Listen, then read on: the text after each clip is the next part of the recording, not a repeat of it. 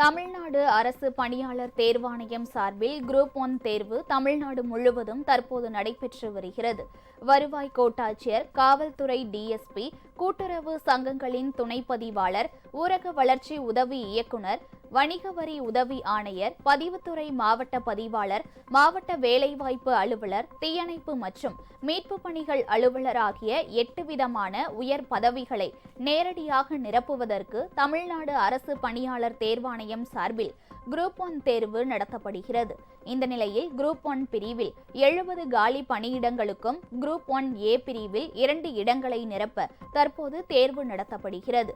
சென்னையில் மட்டும் சுமார் 41,000 பேர் தேர்வு எழுத 170 மையங்களில் ஏற்பாடு செய்யப்பட்டு உள்ளன.